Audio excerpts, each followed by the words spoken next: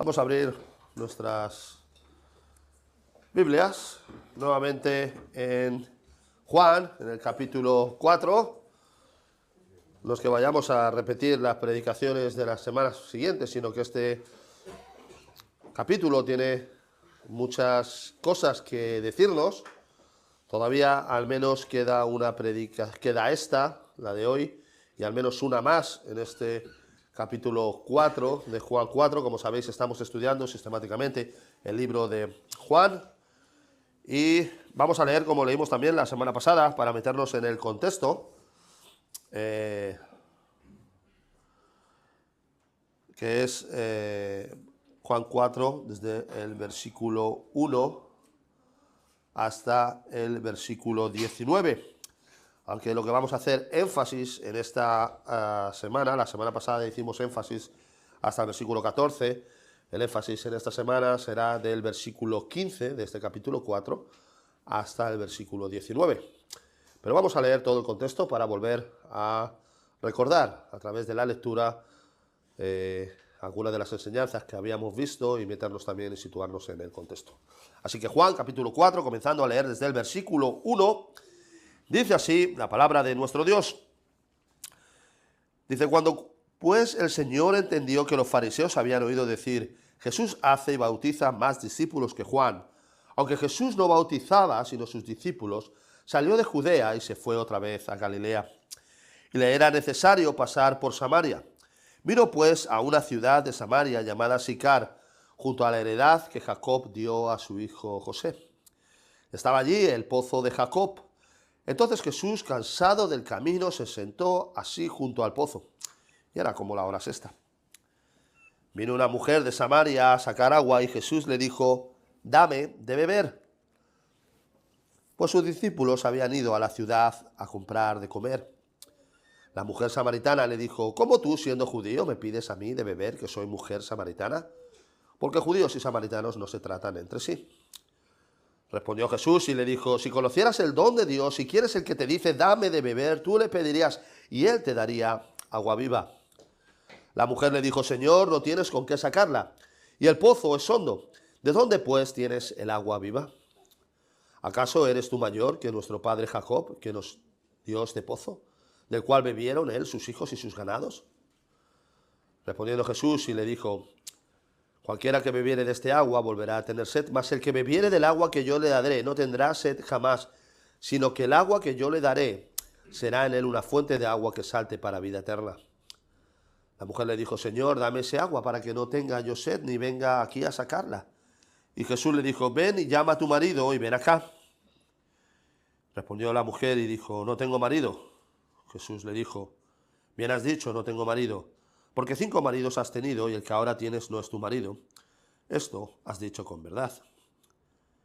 Le dijo la mujer: Señor, me parece que tú eres profeta.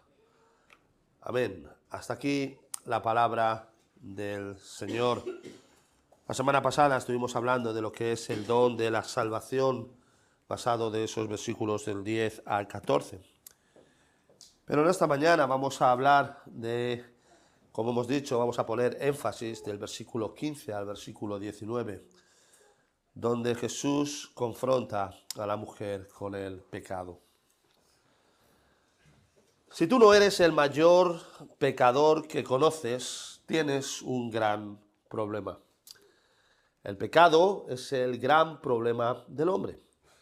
El pecado es un problema continuo para nosotros, para el hombre, mientras éste esté en el cuerpo mortal.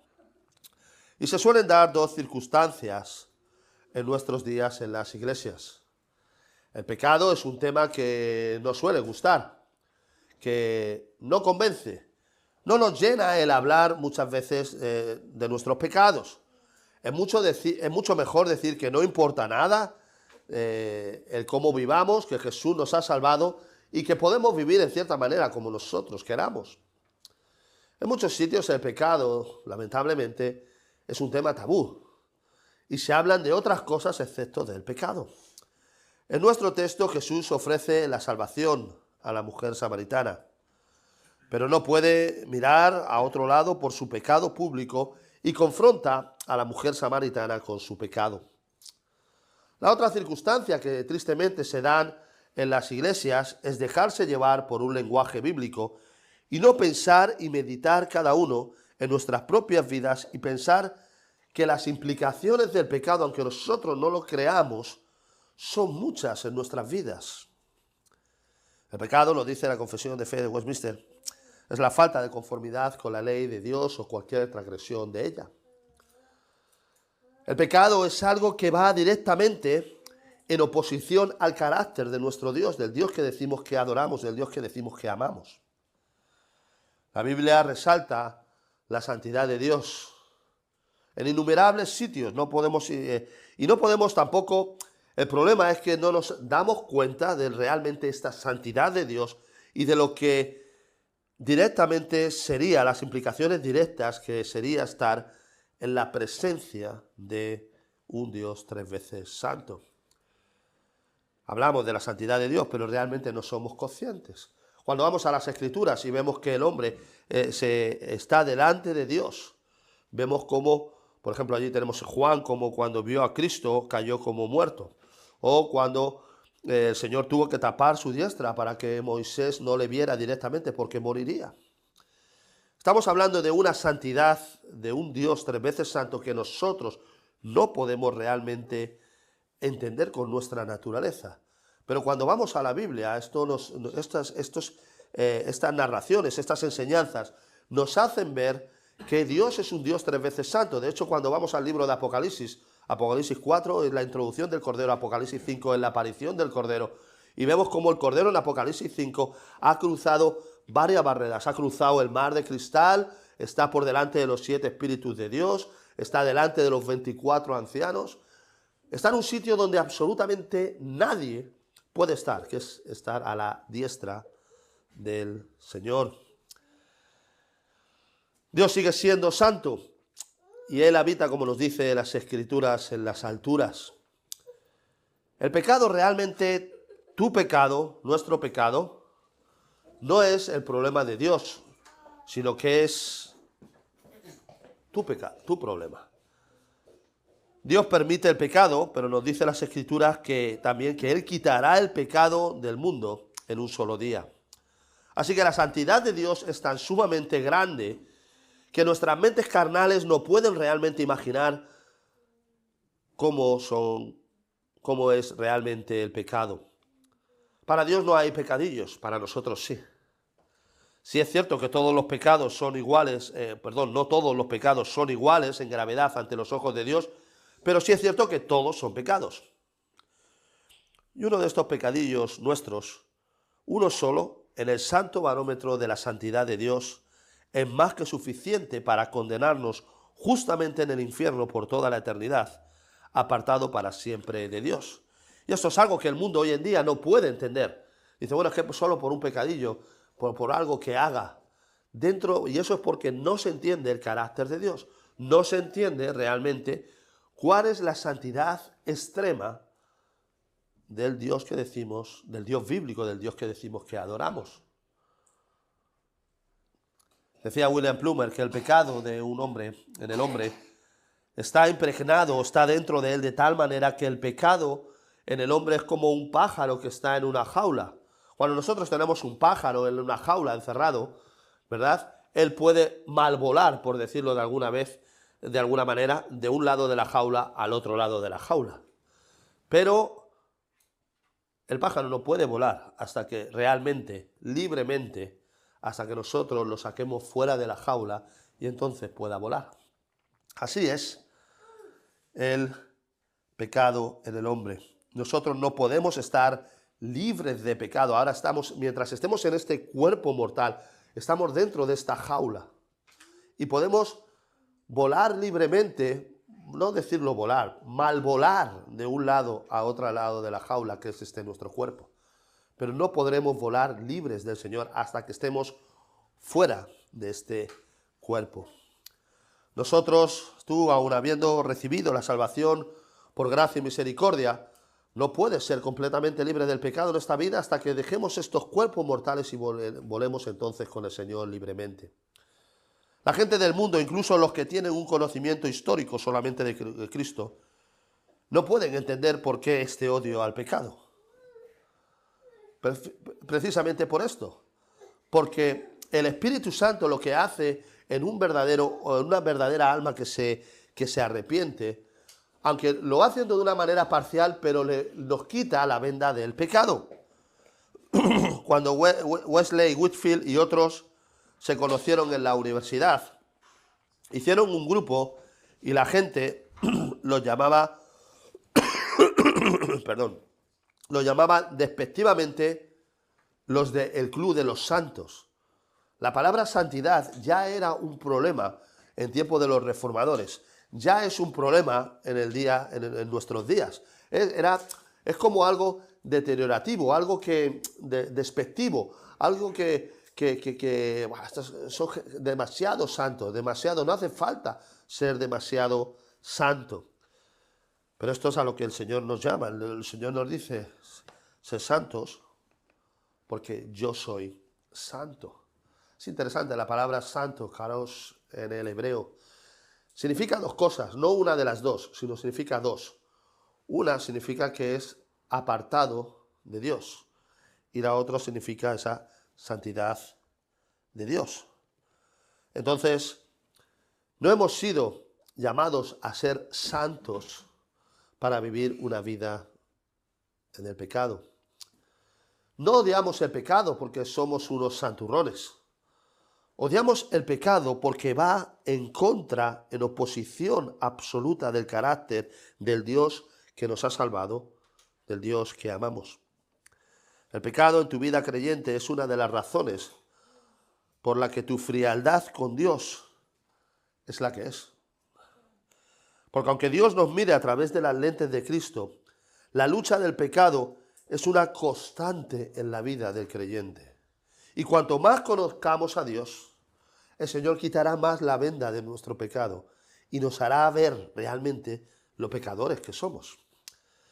El pecado en nuestras vidas, lo estuvimos hablando la semana pasada en esa ilustración, es como las nubes en un día nublado, ¿verdad? Como un día como hoy. Cuando estuve comentando que cuando volamos a Irlanda, por ejemplo, podemos ver allí, cuando estamos encima del avión, antes de llegar, podemos ver cuando el avión está en lo alto, el sol brilla por su fuerza natural, todo es claridad, luz, está despejado, pero según nos vamos acercando a la tierra en Irlanda, al aterrizar, las nubes tapan y quitan toda la luz, la claridad, y entonces todo está negro y todo está triste.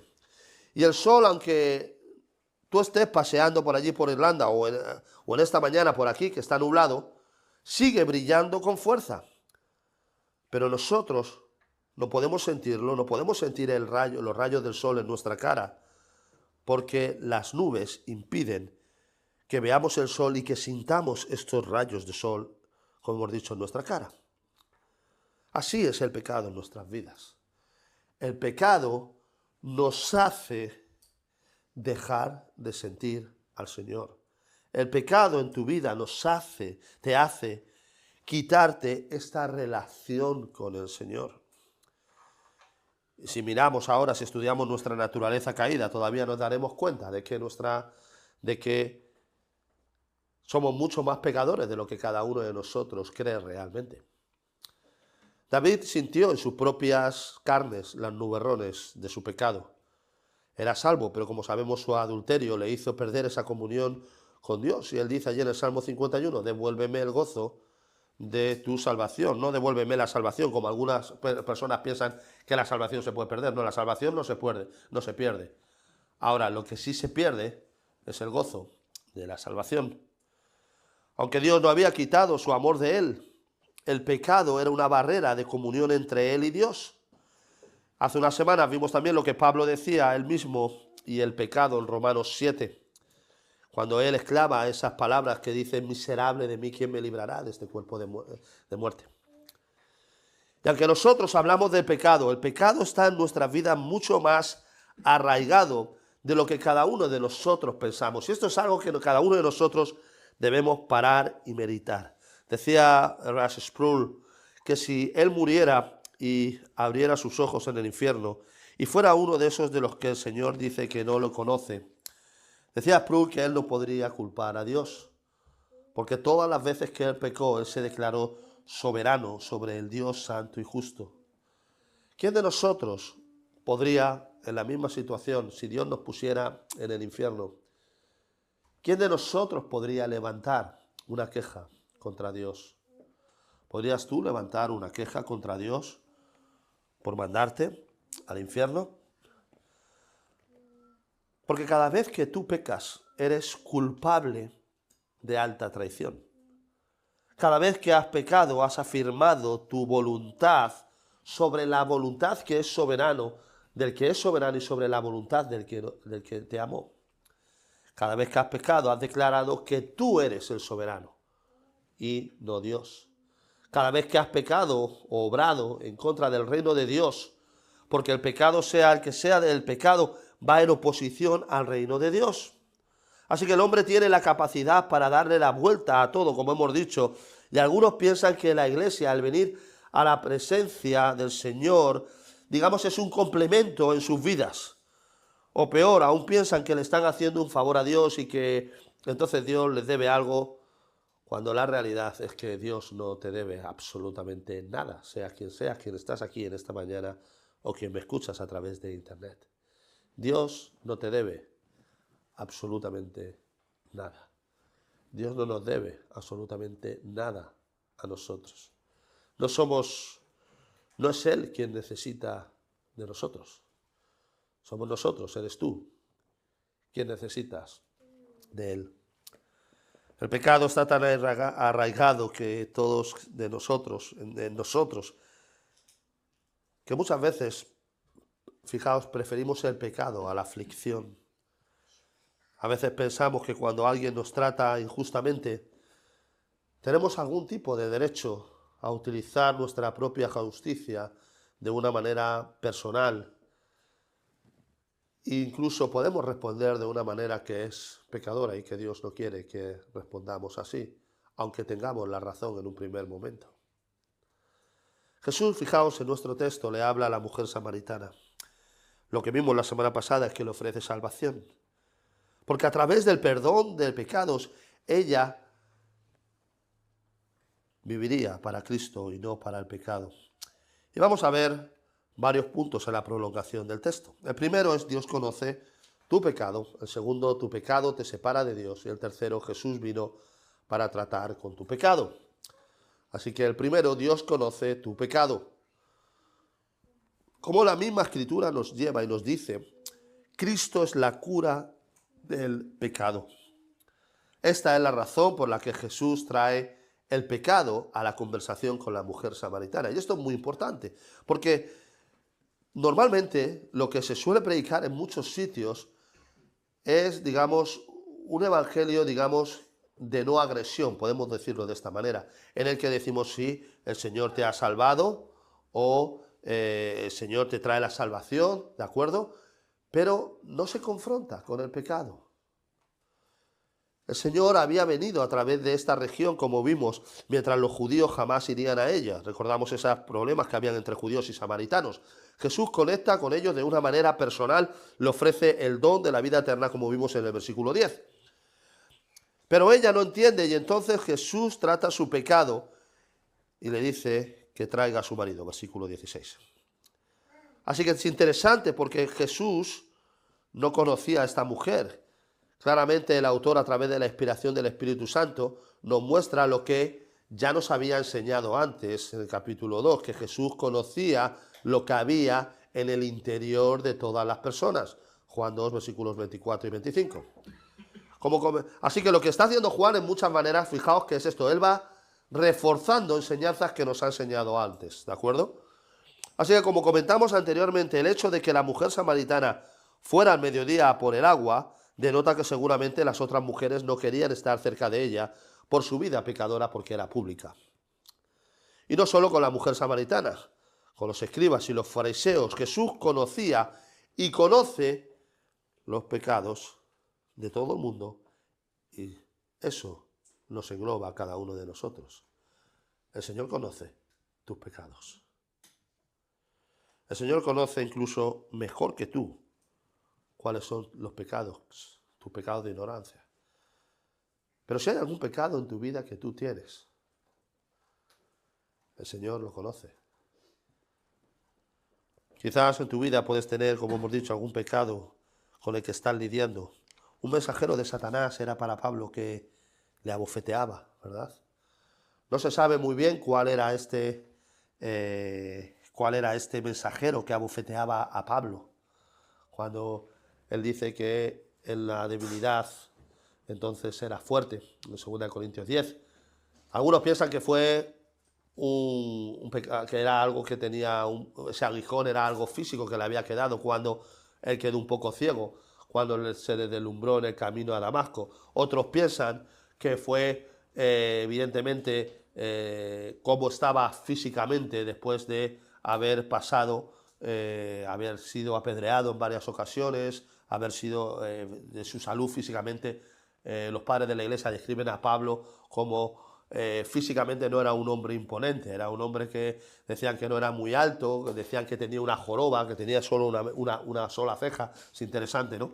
Pero de cualquier manera no sabemos cuál fue ese mensajero de Satanás, pero sí sabemos que el pecado, había algo que le molestaba a Pablo.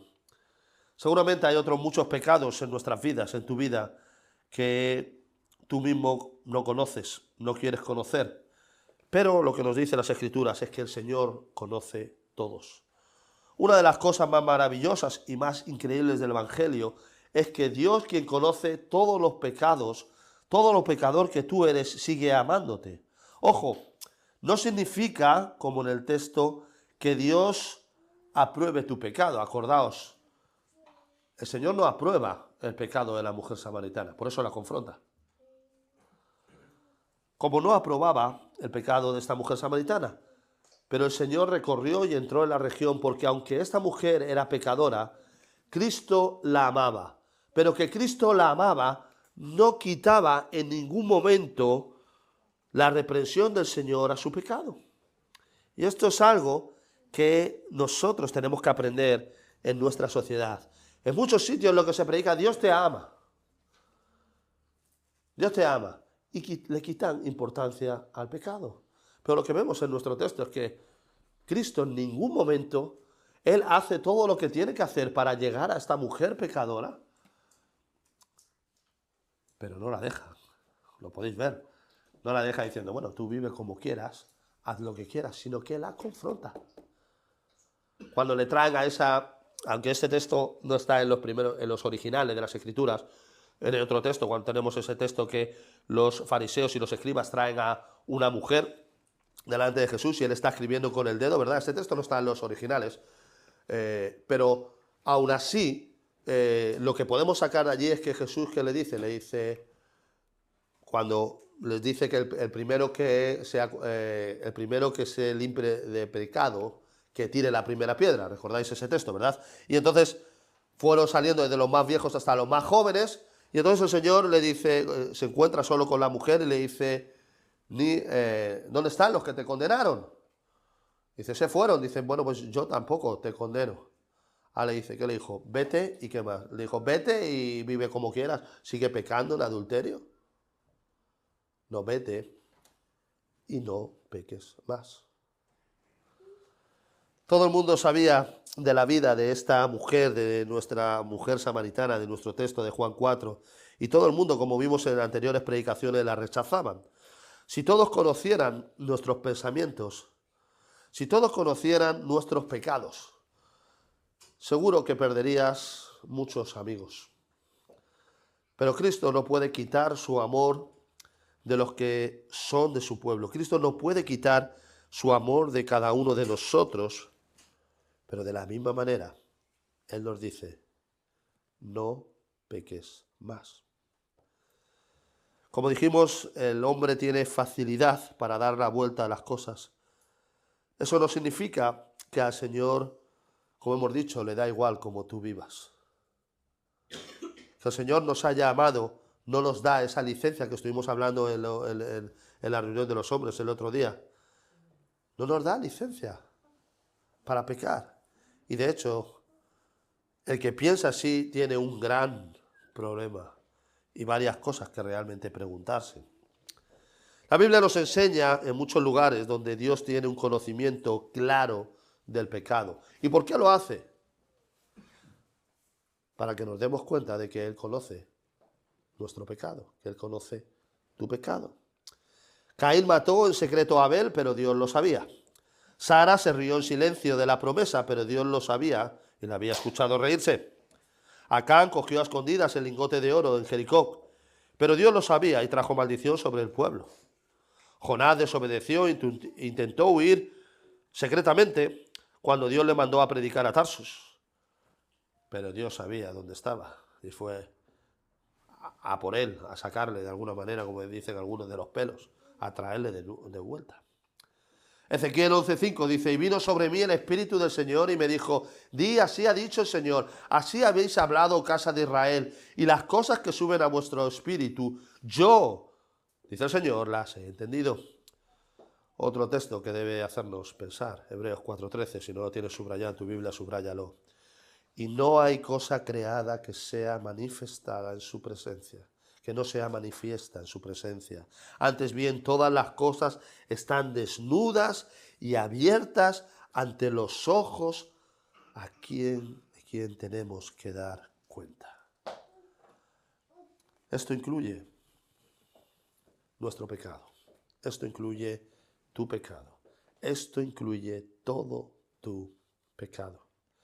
El que sabe de ti mismo y el que no. Pero alguno puede decir, bueno, ¿qué es lo que dice el mundo? Yo no soy pecador o yo no lo sabía.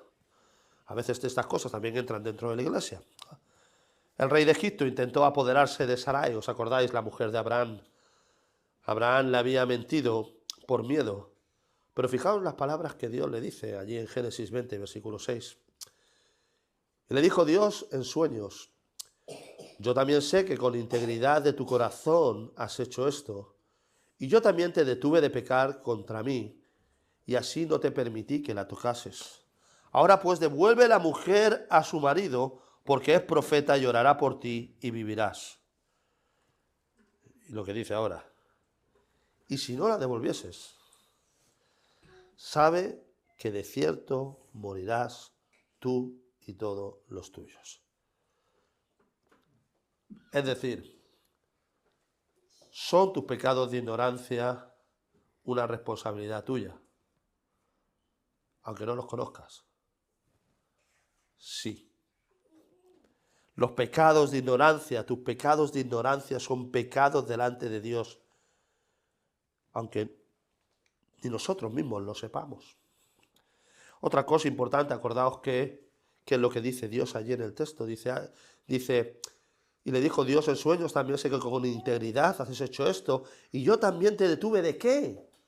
De pecar contra mí. ¿Por qué? Porque todos los pecados que cometemos, cuando alguien a lo mejor nos trata mal y queremos resolverlo a nuestra manera, queremos hacer la justicia, o si tenemos los medios para resolver cualquier justicia que nosotros pensamos, el primer ofendido no es esa persona.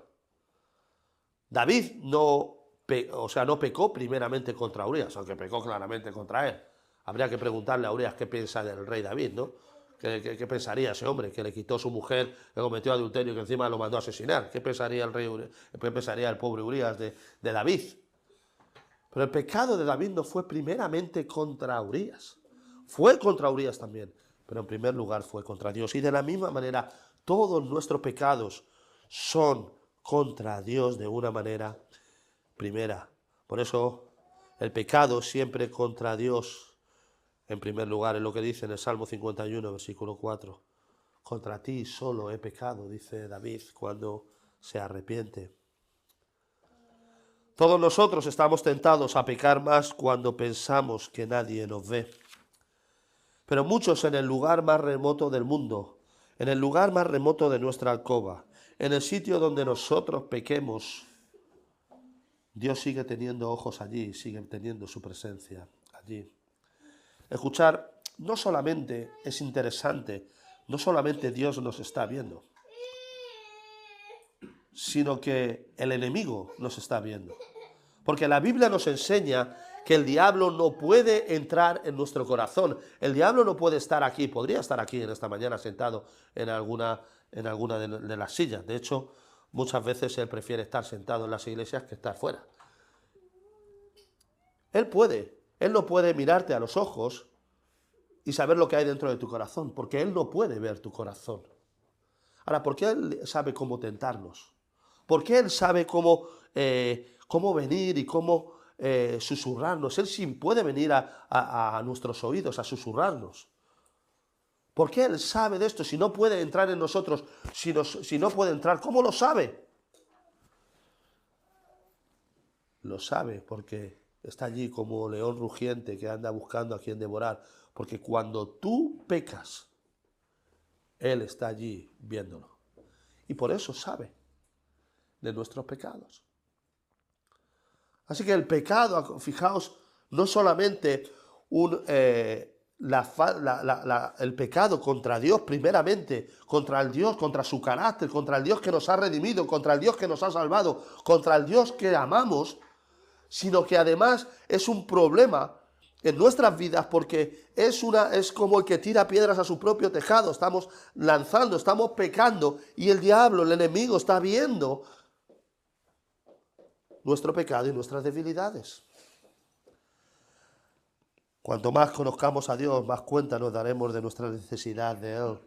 Eso es lo que dice Calvino en su primer tema, que no podemos conocer en la institución de Calvino. Os animo a leerla para mejorar vuestra teología. Mientras no podemos conocernos a nosotros mismos, mientras no conozcamos primeramente a Dios. Es lo que él más o menos está diciendo. Así que mientras aprendemos a que Él es santo, aprendemos más de nosotros mismos en cuanto al pecado, y por eso nos trae humildad. Dice Pablo, 1 Corintios 15:9, porque yo soy el más pequeño de los apóstoles, que no soy digno de ser llamado apóstol, porque perseguía a la iglesia de Dios. También otros dicen que ese mensajero de Satanás que tenía Pablo, cuando él habla allí, y lo vemos en Hechos 8, cuando está allí la muerte de Esteban, que él dice, Saulo respirando aún amenazas de muerte. Eso en el original es Saulo respirando aún amenazas, no amenazas, sino amenazas de homicidio. Se habla de homicidio. No sabemos realmente hasta qué punto hasta qué punto llegó Pablo. Y cuando Pablo, por ejemplo, hay detalles que nos hacen pensar, que nos deben hacer pensar, porque cuando Pablo nos dice que guardaba las ropas de aquellos que apedreaban a Esteban, estaban en las primeras filas, esto era una costumbre judía. Los judíos cuando apedreaban a alguien no cogían todos piedras, los niños que eran como Matías no cogían piedras y se las tiraban a aquellos que estaban condenados, sino que eran elegidos unos cuantos del pueblo para disciplinar o para buscar esa justicia. Y de la misma manera, estos se ponían en las primeras filas. Y Pablo estaba en las primeras filas guardando la ropa. Él no apedreó a Esteban, pero estaba allí. Y eso puede significar que él llegó más lejos, y no en ese momento, en otro momento. Cuando también la misma Escritura nos habla que metió de los pelos a muchos cristianos en la cárcel. Más tarde en su ministerio, el apóstol Pablo dirá que él es el mayor de los pecadores.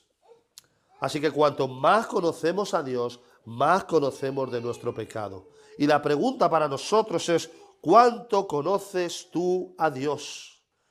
¿Eres de los que se pavonea en tu religiosidad? ¿O realmente hay lucha del pecado en tu vida? Esa es una de las características que tiene el creyente. El creyente, cuando Dios ha cambiado realmente su vida,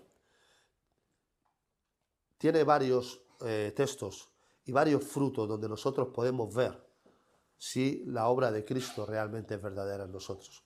Por ejemplo, el Salmo 1 nos habla del que medita la ley de Dios, es su delicia. No significa que siempre nos estemos deleitando en la palabra de Dios, porque a veces nos cuesta, pero sí nos deleitamos en su palabra. ¿Os habéis deleitado en su palabra alguna vez? Esto es un buen denominador. ¿Qué nos dice también? Que el orar es la respiración del creyente. Nos cuesta mucho orar por nuestra naturaleza caída, pero muchas veces el verdadero creyente ha orado al Señor y ha sentido como la presencia del Señor, como si nos tirara una piedra desde el cielo. Y esto es algo espiritual del Señor. Y aquí también nos habla que la lucha del creyente contra el pecado es una de estas, digamos, cosas que Dios nos da, de estos exponentes, estas claras cosas que podemos ver si realmente somos creyentes o no. Pero si en nuestra vida no hay lucha contra el pecado, si a nosotros nos da igual, porque decimos, mira, es que como Cristo me ha salvado, a mí me da igual, yo voy a vivir como el resto de las personas. Y me da exactamente igual lo que tú me digas. ¿Qué hay que guardar el dedo del Señor? Pues yo no lo guardo. Yo me voy por ahí de concierto o me voy a un parque de atracciones o cualquier otra cosa. Que hay que orar al Señor. Pues yo voy a orar. Ya lo oraré en el cielo. Aquí no hay que hacer tiempo de oración. ¿Para qué vamos a hacer tiempo de oración? ¿Para qué vamos a orar si el Señor es soberano y todas estas cosas? Si no hay lucha del pecado en nuestras vidas, si no nos deleitamos a la hora de leer las Escrituras, no estoy hablando siempre de una manera absoluta, sino general, si no oramos al Señor y si no sentimos gozo en su palabra, cuando escuchamos la palabra, si todos estos, por norma general, en el no creyente, todos estos denominadores se dan. ¿Por qué? Porque todos estos denominadores en nuestra naturaleza caída no pueden venir si nosotros no tenemos vida en Cristo. Aunque os estoy diciendo, no como una manera general, porque entonces digamos el gran argumento en contra, que río yo del argumento, es decir, bueno, claro, es que como el Señor nos ha salvado, pues estamos salvados en Él. Sí, pero es que hay algo más. Cuando Cristo entra en el alma de una persona, Cristo sale por los poros de esa persona. Como hemos dicho, la naturaleza, el retal del pecado, sigue viviendo en nosotros. Lo segundo que vemos es que tu pecado te separa de Dios. Ese es el segundo punto. Tu pecado te separa de Dios. Aquí Jesús nos muestra un ejemplo de cómo debemos hacer al evangelizar, de cómo debemos tratar con el pecado. No debemos de tratar de evangelizar, bueno, venga, o por lo menos intentar engañar. Me viene mucho a la mente esa nueva movimiento evangélico, que habrá que ver qué es de evangélico, que habla que dice, para de sufrir. ¿Cómo que para de sufrir? No vas a parar de sufrir. Cuando un alma se convierte, cuando el Señor a través de su gracia y su misericordia cambia un alma, precisamente lo que se declara no es un problema de paz y de maravilla y un estado inefable en el que te sale una corona de santurrón. No, lo que pasa es que se produce una declaración de guerra entre nuestro cuerpo y nuestra alma, entre nuestro viejo hombre y nuestro nuevo hombre, nueva criatura es en Cristo. Debemos tratar con el pecado como Cristo lo hizo con esta mujer. La razón por la que el hombre está separado de Dios es el pecado. La razón quizás por la que tú tienes esta frialdad con Dios. Cuando tú tengas frialdad en tu vida con el pecado, o sea, con el Señor, y creo que todos hemos estado en esta situación en alguna vez, el problema no es de Cristo, el problema no es del Señor, el problema es nuestro. Es que hemos puesto pecado entre nosotros y el Señor, y de esta manera Él seguirá amándonos, pero perderemos el gozo, y somos nosotros los que necesitamos de Él. Así que dejemos de hablar y de predicar de una manera confortable, sin hablar claramente contra el pecado. Como hemos dicho en algunos sitios, también puse el ejemplo de aquellos que a veces vienen en Irlanda y iban allí a la tienda de Richard, donde Richard trabajaba en la librería, y iban a por unos folletos en inglés y lo daban allí en medio de un pueblo por aquí de Sevilla, de allí unos perdidos, y daban tratados en inglés. ¿Para qué? Pues un poco para engañarse a sí mismos de que estaban predicando el evangelio, que no, que dar un tratado no es predicar el evangelio, no lo es. Predicar el evangelio es el ejemplo que tenemos de Cristo. Cuando tú le dices a una persona, y créeme que no le va a gustar, por nuestra naturaleza, cuando le decimos a una persona que si no se arrepiente de sus pecados, a través de la misericordia y la gracia de Dios, evidentemente, estará condenado. ¿Qué es lo que Cristo dijo? ¿Cuál es la primera palabra que Cristo dijo? Arrepentidos, porque el reino de los cielos se ha acercado. Mateo 4:17. El resto de las cosas, el dar folletos, el ir a cantar maravillosas cosas por la calle, el tema de la caja roja, el tema de lo que tú quieras, eso no es predicar el Evangelio. Predicar el Evangelio es decirle a alguien que debe arrepentirse de sus pecados, es tratar con el pecado de la misma manera que Cristo trató. Pero el mundo hace como ese doctor que no quiere decirte que tienes una enfermedad. Imagina que tú tienes una enfermedad, imagina que tuvieras una enfermedad grande, un cáncer, digamos, complicado, ¿verdad? De esto de que hay algunos que lo descubren prácticamente con semanas, para que les quedan semanas de vida. Imagínate que vas al doctor y el doctor te dice, oye, pues mira, no te preocupes, si no tienes nada, esto es un resfriado. No te preocupes, tú sigue viviendo la vida, sigue haciendo vida sana, quítate esto, quítate lo otro, ¿verdad? Que no hay ningún problema, ¿verdad? Hay un sketch de algún humorista español que hace todo eso. ¿Qué clase de doctor sería? Un doctor malo. ¿Por qué? Porque no está confrontándole con la realidad de la situación. ¿Y qué es lo que va a pasar? Que si realmente esa persona tiene cáncer, si tú tienes cáncer de esa magnitud de 2 o 3 semanas, yo, bueno, no sabría si se podría hacer algo cuando ya queda tan poco, pero si tú tienes un cáncer y el médico no te pone lo que te tenga que poner, pues realmente lo que va a pasar es que al final va a acabar matándote. Y en cierta manera es lo que pasa. ¿De qué vale decirle a la gente que Cristo les ha salvado, que Cristo les ha salvado, si no hay un cambio en sus vidas, si no le confrontamos con el pecado?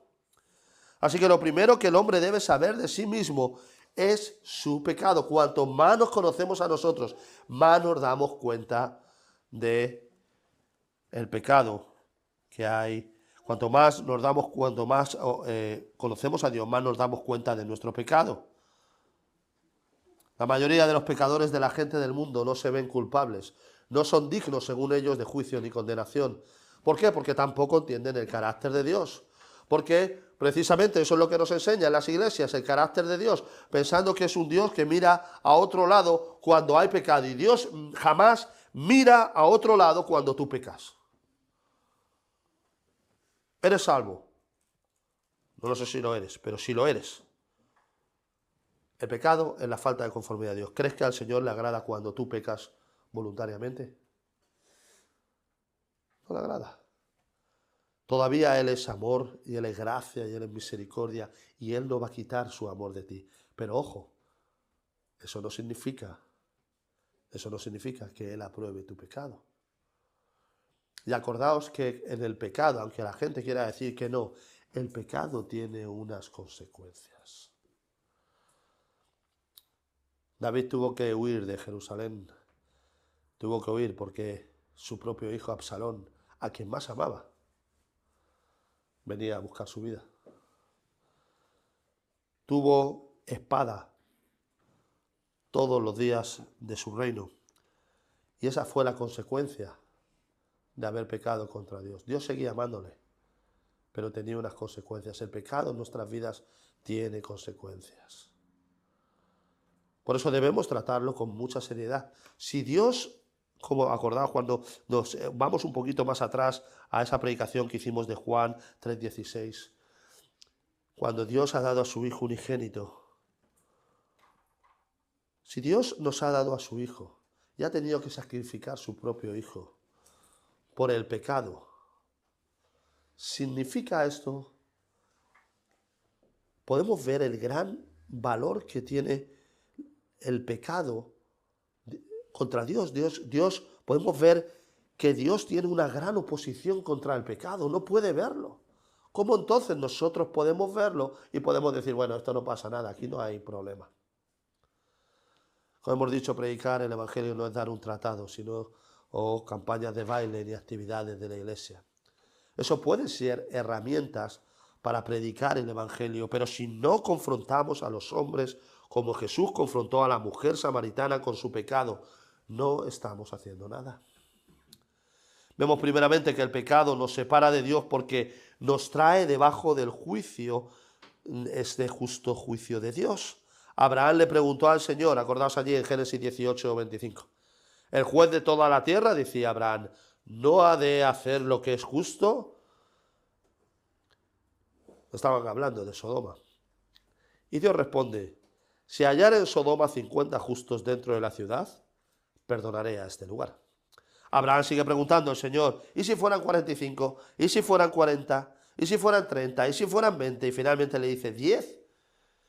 Y la respuesta del Señor, con mucha paciencia, siempre fue la misma. No lo haría. Pero el Señor no encontró a ninguno justo. Dios no puede ver el pecado y uno solo de nuestros pecados, uno solo de tus pecados, te condena por toda la eternidad delante de un Dios 3 veces santo. Y esto es lo que el mundo hoy necesita saber, y no solo el mundo, sino el mundo evangélico también, donde se concentran en las iglesias. En segundo lugar, el pecado te separa de Dios, porque va en contra de la naturaleza de Dios, como hemos dicho. Dios odia la idolatría. Por lo que si tú eres un idólatra, no vas a tener su favor en tu vida. Dios es amor, odia el asesinato. Dios es puro, odia el adulterio. Dios es verdad, odia la mentira. Por lo tanto, hay aquí varias implicaciones claras. La primera, para el no creyente, estos pecados te harán ser culpables de condenación. Y la segunda, y muy importante para el creyente, aunque haya sido perdonado en Cristo, el pecado va a quitarte la comunión y el gozo en el Señor. Ese fue el caso de David. ¿Qué le pasó a Adán y a Eva cuando descubrieron que allí en el huerto descubrieron su pecado? Cuando pecaron contra Dios. Adán había venido y Adán tenía una relación maravillosa con el Señor, ¿verdad? Cuando dice que paseaba en el huerto del Señor y estaba allí como el Señor lo había creado. Pero ¿qué pasa? Que de repente sabe del pecado y ahora se cubren con las hojas. ¿Y qué pasa? Y se esconden de la presencia de Dios. En tercer lugar, el pecado te separa de Dios porque éste nos hace inquietos en su presencia. El pecado no solo nos separa de Dios, sino que también separa al Señor de nosotros y por eso nos quita su presencia. Cuando nosotros vemos a Pedro, cuando veis a Pedro en las Escrituras y vemos ese Pedro impetuoso, pero cuando Pedro andaba con el Señor, podemos ver un Pedro que estaba con el Señor, que incluso la declaración que hace, ¿verdad? Lo estuvimos hablando también en la reunión de hombres. Tú eres Cristo, el Hijo de Dios. Y entonces, mientras está con Cristo, todo va bien. Pero cuando Él empieza a poner su pecado, cuando se empieza a pavonear, y puede ser, fijaos que el pecado de Pedro en ese momento, de esa confesión que él hizo, versículos antes, versículos después, Cristo le dice, apártate de mí, Satanás. O sea, no hay muchos versículos. ¿Por qué? Porque había pecado. ¿Cuál era el pecado que Pedro había cometido? El pecado que había cometido Pedro era el del orgullo. El orgullo. ¿Por qué? Porque él había dado esa declaración. Había dicho, tú eres el Hijo de Dios. Había tenido la aprobación de Cristo. Dice, te lo ha revelado mi Padre. O sea, Pedro, fantástico ahí. Pero ¿qué pasó? Que esa afirmación que Cristo le hizo, él se enorgullece a sí mismo. Y cuando empieza Cristo a hablar de los padecimientos que tiene que soportar, unos versículos más adelante, no muy lejos, en la misma página de nuestras Biblias está, yo creo que es por alguna razón, el mismo Cristo que le ha dicho muy bien Pedro, ahora le dice, apártate de mí, Satanás, porque no pones tus ojos en la mira, no pones tu mira en las cosas de Dios. Esta es una lección que debemos aprender. Nuestra naturaleza caída, el pecado, es algo que está en nosotros, pero nosotros sabemos que está en nosotros porque nosotros hablamos del pecado. Pero todavía está mucho más impregnado en nuestras almas, en nuestra naturaleza caída, de lo que realmente nosotros, cada uno de nosotros, pensamos de nosotros mismos. Por eso debemos aprender, el tener la salvación obtenida por gracia y misericordia no es el final del camino. No es la paz, como dicen a muchos, ven a Cristo y todos tus problemas se acabarán. No.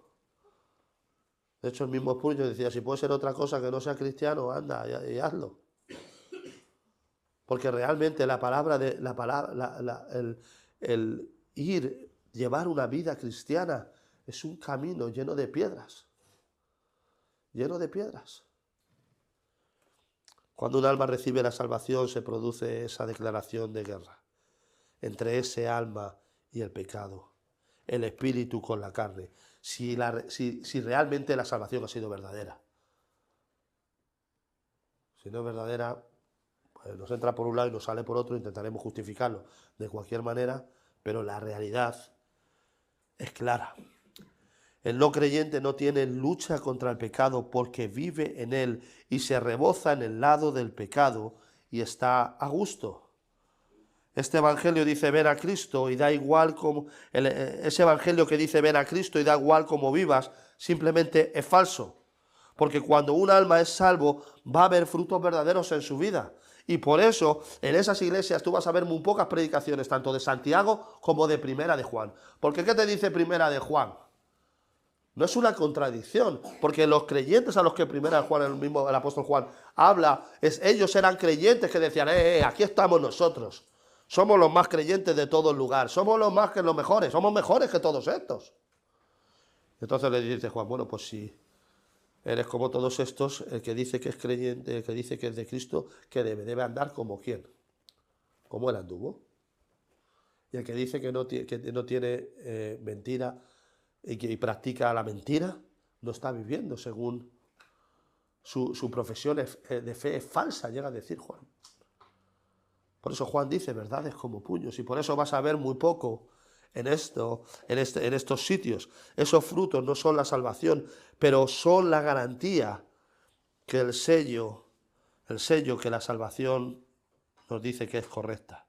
El falso evangelio hace que el cerdo se sienta cómodo creyéndose oveja, mientras se sigue revolcando en el lodo. Pero esto es algo muy sencillo de ver, porque si tú coges a un cerdo y lo pones en un jardín verde, impoluto, y al lado tiene una charca, no va a tardar ni un minuto en ir para la charca y tirarse de cabeza en la charca de lodo y ponerse perdido, porque está en su naturaleza. Realmente lo que no es normal es que el cerdo se quede en el jardín y no se revuelque en el lodo. Así es nuestra naturaleza. La naturaleza caída siempre nuestra naturaleza caída y el pecado siempre nos va a hacer que nos revolquemos en el lodo. Y es solo la presencia del Señor la que puede hacer que nosotros salgamos de ese lodo. Nuestro trabajo es el mismo de Cristo, es llevar el Evangelio a los oídos sin miedo, sin temor, sin tapujos o sin pretextos. Y Dios en su soberana gracia lo llevará de los oídos a los corazones. Decía Spurgeon, cuida tu vida secreta, que no te dé vergüenza leerla en el último gran día. Y yo me pregunto, no hace falta esperar al último día. ¿Nos avergüenza nuestra vida secreta? Si todas las personas conocieran realmente lo que hay escondido en nuestros corazones, en nuestros pensamientos a veces. Jesús, fijaos, confronta a la mujer samaritana no porque quisiera estropearle el día, ¿verdad? No porque fuera un aguafiestas, sino porque el Señor sabía que la convicción de pecado es esencial para recibir el don de la salvación. Aunque el modelo del Antiguo Testamento es un pueblo hecho y el modelo del Nuevo Testamento es un modelo de misión, la convicción de pecado que produce el Espíritu Santo es vital. Cualquier persona sin la salvación, sin este don de Dios en su alma, no encontrará otra forma de poder reconciliarse con Dios. Ni 10.000 años en el infierno serían suficientes para saldar nuestras cuentas por nuestros pecados delante de un Dios santo y justo. Y por último, vemos para tratar en este texto, Jesús vino para tratar con tu pecado, es el último punto. Dice, la razón por la que Jesús confronta a esta mujer con su pecado, ¿por qué era? ¿Por qué la confronta? ¿Porque quería aguarle la fiesta? porque quería hacerle la vida más difícil, porque esta mujer iba allí y ya encima iba, acordaos, que iba en medio del mediodía, porque todo el mundo en su sociedad estaba en contra de ella.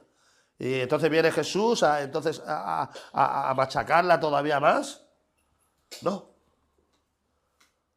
La razón era porque Cristo amaba a esta mujer. Y de la misma manera Cristo nos confronta a nosotros con el pecado porque quiere. ¿Por qué? Porque nos ama. Ama a su pueblo. ¿Qué dice el salmista? Salmo 73, versículo 25. Dice, porque para mí el bien es acercarme a Dios. Porque a mí el bien es acercarme a Dios. Dios, hemos sido salvados por gracia y por misericordia. Hemos sido creados para qué. ¿Qué dice Isaías 43? Todos los míos los he creado para qué. Para que vivan en el pecado, para que vivan fuera. No, los he creado para mi gloria. Eso es lo que Dios quiere. Lo que Dios quiere es que vivas para su gloria. Y aquí no hay medias verdades. Ese es el fin principal del hombre, ¿verdad? El fin principal del hombre es glorificar a Dios y gozar de Él para siempre, lo que nos dice la Confesión de Fe de Westminster. Y eso es lo que Dios quiere. Lo que Dios quiere es que tú vivas para su gloria. Que todo lo que hagas sea para su gloria. Sin condiciones, sin tapujos, sin pretextos. Así que Jesús acerca a esta mujer, la confronta con su pecado porque la amaba, porque conocía su pecado. Sabía que el pecado de la mujer samaritana era una barrera para reconciliarse con Dios. La razón por la que Cristo vino al mundo no fue porque estuviera aburrido en el cielo o por cualquier razón de las muchas absurdas que podamos escuchar en muchos sitios y foros. Él tenía una misión, un propósito, una meta marcada desde la eternidad pasada. Él tenía que venir a tratar con nuestro pecado, con tu pecado, con el pecado de su pueblo. Y la razón por la que Él tuvo que hacer esto es porque tú no podías hacerlo por ti mismo. Ninguno de nosotros. Por eso Él, como en muchos sitios nos dice, Él tuvo que humillarse a sí mismo. Él es el Rey de Reyes, Él es el Rey del universo. Y tuvo que cambiar esa corona de oro de Rey de Reyes por una corona de espinas. Y tuvo que, siendo la segunda persona de la Trinidad, tuvo que humillarse y coger un cuerpo mortal. Y tuvo que cambiar las alabanzas de los ángeles, de los serafines, de los querubines. Tuvo que cambiarlas, esas alabanzas, por los gritos de los hombres que decían: crucifícale. Por esto recorrió la distancia, atravesó el terreno que ningún judío había hecho. Tenía que encontrar a aquella mujer, debía ir en busca a por ella, y de la misma manera un día, cada uno de nosotros tenemos que recordar ese día cuando Él vino también a buscarnos a cada uno de nuestras vidas, quizás en nuestros países de orígenes, o quizás fue aquí, pero fue así. Y nos confrontó con el pecado, no para aguarnos la fiesta, sino porque sabía que era una barrera entre nosotros y Él. A lo largo del ministerio de Cristo vamos a ver y vemos que Él llama a todas sus ovejas, no llama a todas sus ovejas de la misma manera, pero como a esta va a buscarla donde haga falta, cruzando culturas, territorios, ideologías, peligros, tiempo. Eso es lo que Cristo ha hecho, por eso se le llama, como hemos cantado en el Salmo 23, Señor es mi pastor, Él es el buen pastor. Él ha venido a buscar nuestras almas.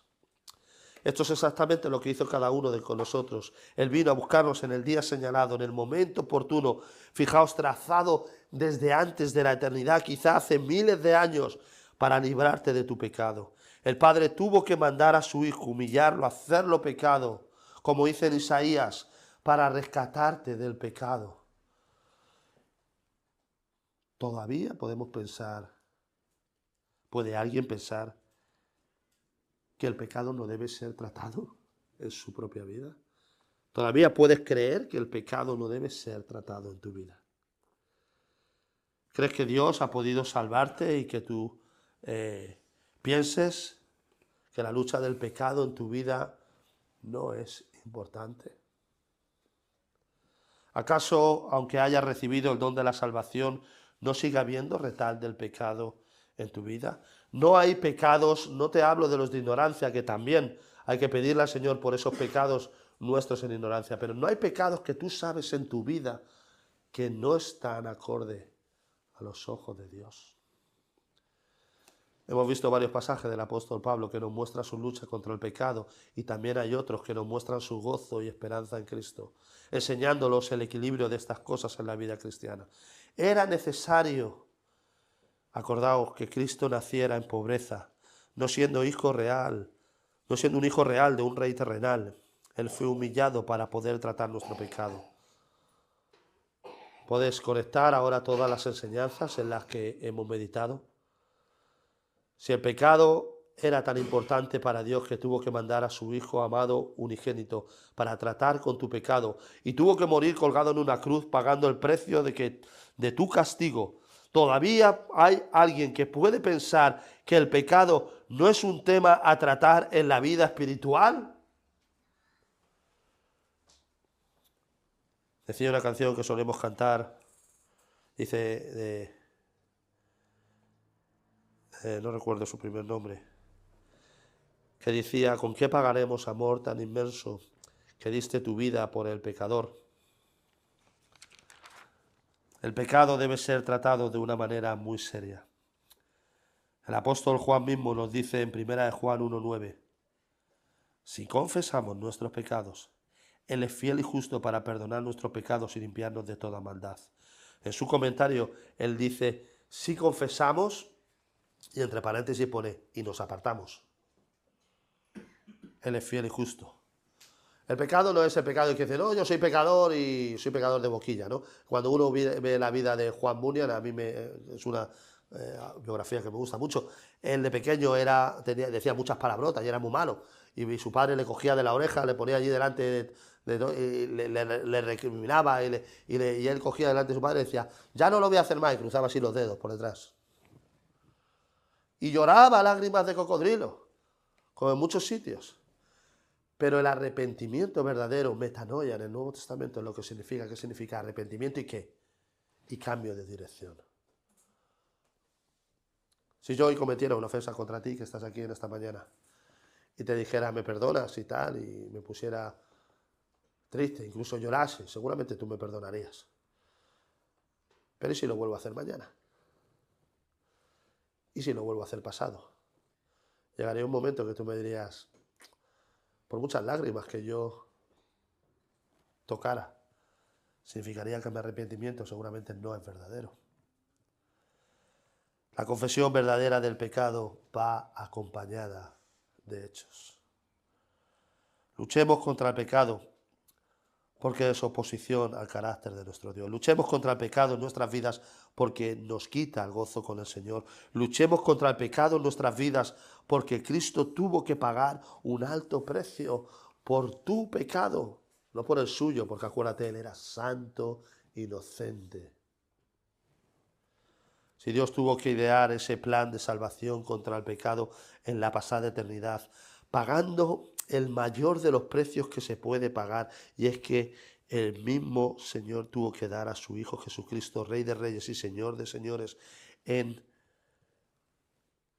lo tuvo que dar, lo tuvo que ofrecer, lo tuvo que hacer pecado por cada uno de nosotros. No lucharás tú contra el pecado en tu vida. No quiere decir, Dios, que el pecado es un tema importante para tratar en tu vida. Viviremos de cualquier manera en oposición a aquel que nos amó. Quiera Dios lo que vemos en esta mujer samaritana, cuando ella trata con el Señor, cuando la salvación ha entrado en ella. Ella entonces, aunque vivía escondida en la sociedad, se va a contarle a todos los que estaban allí. Se va a hablar a aquellos que la despreciaban, ya no le importaba. Y aunque la Biblia no nos habla de ello, como tampoco nos habla del ladrón que se arrepintió en la cruz.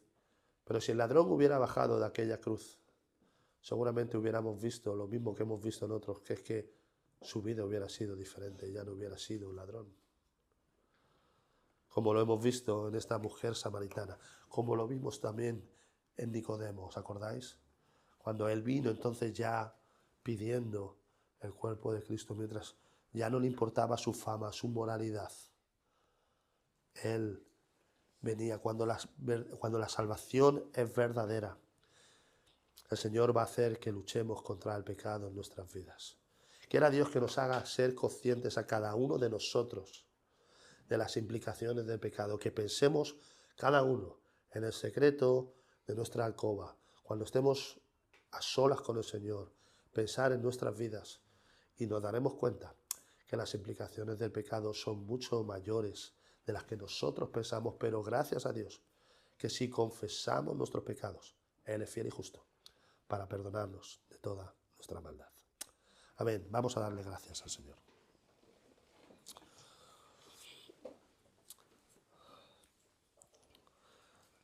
Señor, te damos las gracias por este día que tú nos das, este día en el que podemos venir ante ti y reconocer nuestro pecado. Cuando venimos delante de tu palabra y ponemos nuestras vidas y nos miramos como con un espejo, podemos ver realmente lo realmente lejos que estamos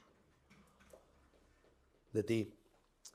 Señor, pero venimos ante ti en esta mañana reconociendo y te pedimos que tú nos ayudes a meditar más, a que tú nos des más fuerza para luchar a cada uno de nosotros en la lucha del pecado en nuestras vidas. Señor, reconocemos que somos mucho más débiles de lo que nosotros pensamos. No hagas que creamos cada uno de nosotros como que caigamos en los errores que tú nos muestras en las Escrituras de Pedro y de algunos otros pensando que somos más fuertes, cuando realmente, Señor, somos polvo. Ayúdanos, Señor, abre tú nuestros ojos. Ayuda a que podamos declarar tu nombre, Señor, y que podamos apartar el pecado de nuestras vidas, porque nos impide una comunión íntima contigo, porque va en contra de tu carácter, porque el pecado es la muerte y porque va en contra de nuestra alma espiritual. Señor, ayuda a que nuestra alma espiritual venza cada día más y más a nuestro pecado. Ayúdanos a que cada día nos parezcamos más a ti. Ayúdanos, Señor, a que cada día nuestro viejo hombre quede más sepultado y nuestro nuevo hombre en Cristo, somos nuevas criaturas en Cristo, puedan salir más adelante, Señor. Gracias por todas las cosas que tú nos das. Te lo pedimos todo en el nombre de tu Hijo Jesús. Amén.